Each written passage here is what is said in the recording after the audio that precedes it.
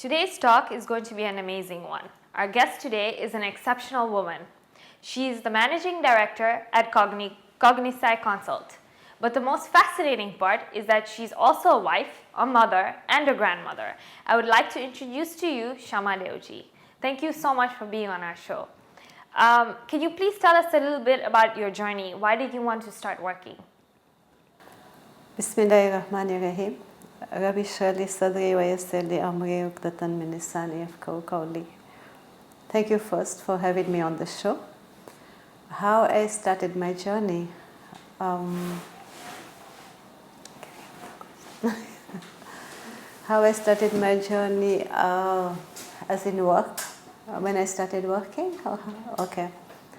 Basically, I always have wanted to learn, educate. I've always been educating myself. Even when my children were young, I always continued studying on my own, online.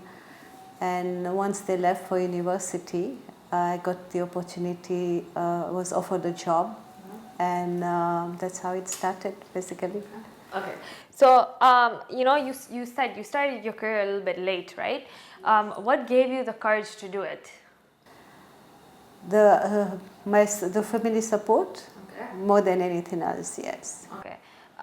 Do you think that you faced challenges starting later in life? Because you said that you started studying when your kids were in university, right? So going into the field when you're older, when there's people who are who started studying when they're much younger or who have had so much more experience, how did that whole thing feel? I think it's an advantage, okay, because you have your experience. Okay. Although, like I said, I kept on studying all the time.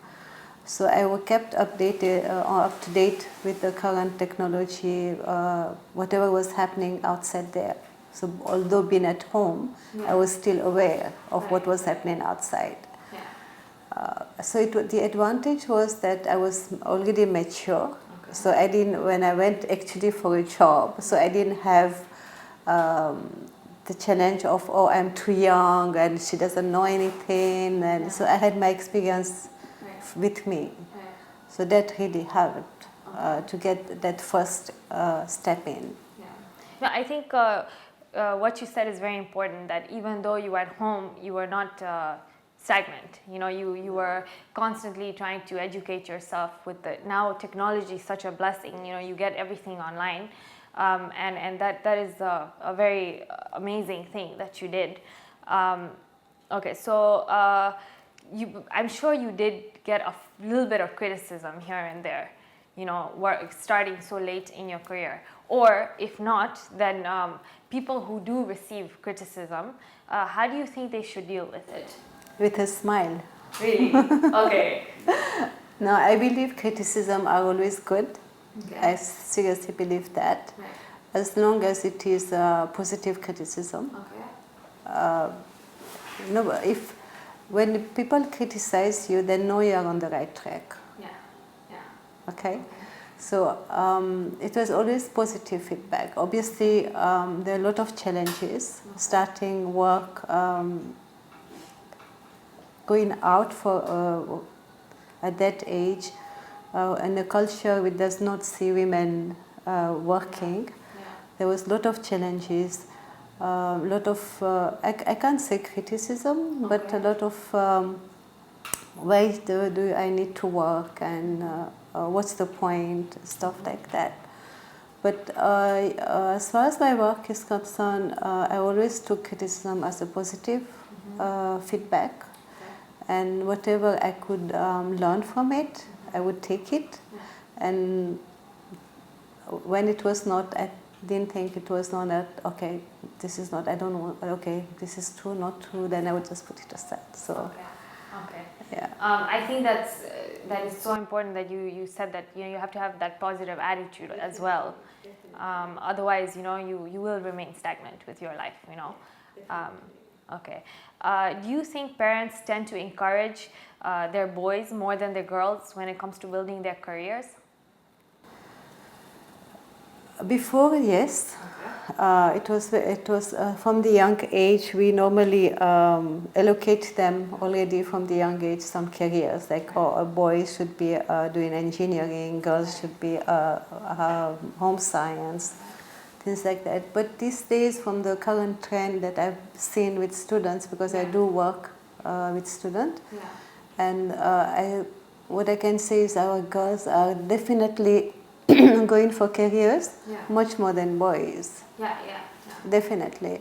And the only drawback that I've seen is that they are not encouraged to pick up such careers which are so-called for boys. So that is still there, but definitely they are going for careers. But some careers they are still not allowed to do because obviously as parents, I'm also a parent, and I would think like, how is she going to work in this career later on? What will happen? Will she be able to work outside home after she's married? So I can understand that part of it, but at the same time now I think parents should encourage not only the common careers for women, but much more than that. Okay. So your transition into working was a lot easier, alhamdulillah, compared to, I guess, other people, What role did your family play with that? Major role. Okay. Major role. Without the support of my husband, my in-laws, my children, and my friends, it would have been very difficult, because no matter whatever career you do, but if you go home and there is no understanding or there is no support, then you will not be able to perform in your career, definitely. So I had that understanding. My husband was quite open in that way to allow me to work. Sometimes having meetings at night, sometimes I had to work late, but that understanding was there, so I didn't have to worry like, oh, I'll go home and then what's going to happen. So that balance was created.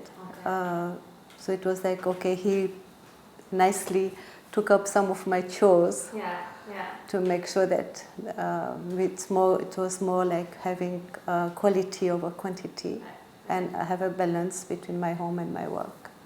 Yeah, I think that's so important, especially, I think it also starts with fathers, because I know growing up, my dad didn't give me a break, even though I was a girl, and I had to work as hard at golf as did the rest of my brothers.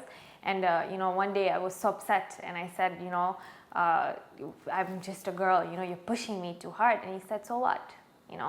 And I think that's so important, because I am what I am today because my family pushed me to be there, and had they cut me slack at that point, maybe I wouldn't have become such a reached where I am.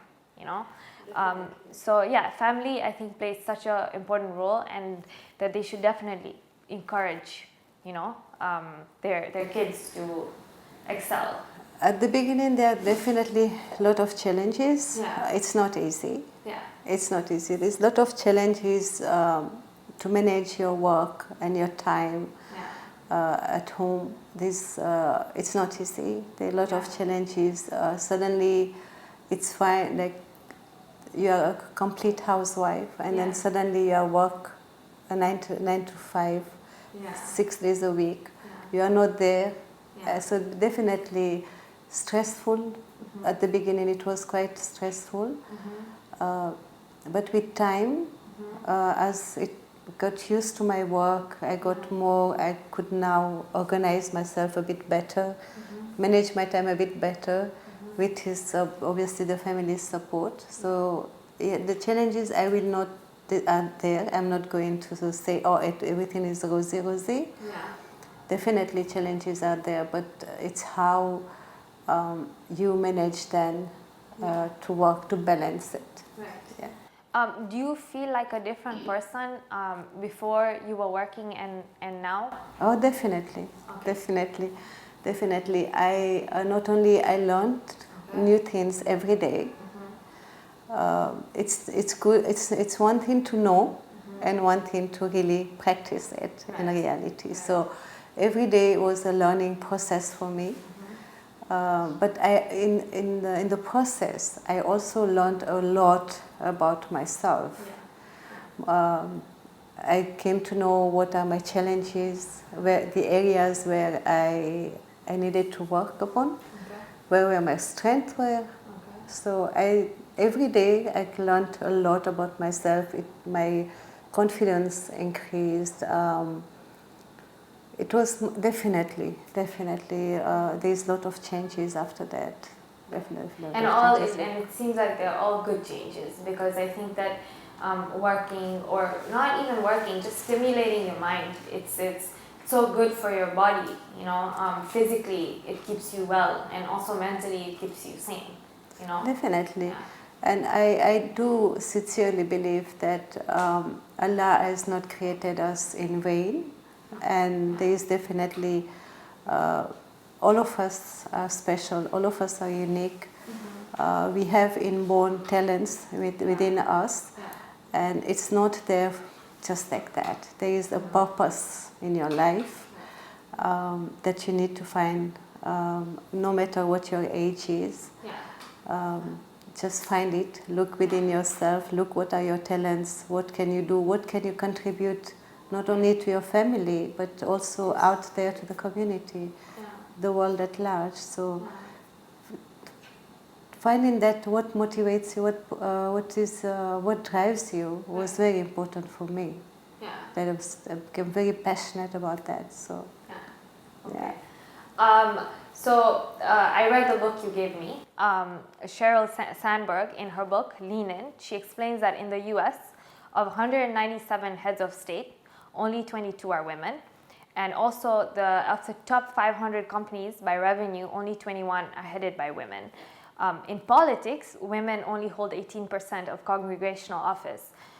You know, taking these statistics into consideration, and we're talking about the U.S., you know, what do you think we as women can do to change this sort of statistic, you know, where there's very few women that take leadership positions or are afraid to go into leadership roles? Like she mentioned also in the book, that because we are still so much conditioned to think of ourselves not able to do certain things. Like one of the examples which really struck to me was, and then I started, whenever I had meetings and start looking at that, was that when there is a meeting, and automatically you will see women taking the back position. You know? So it's so much ingrained in us that no male should be on front, and ladies, so that we ourselves are not taking that position.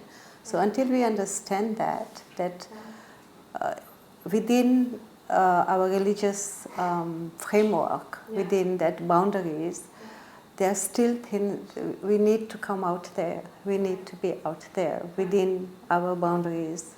There is so much that we can do, so much that we can contribute as women to the community, to the world at large. There's so much things that we are capable of, but it's just that we do not acknowledge that we have that power to do that. We have the power within the framework. Stay within the framework.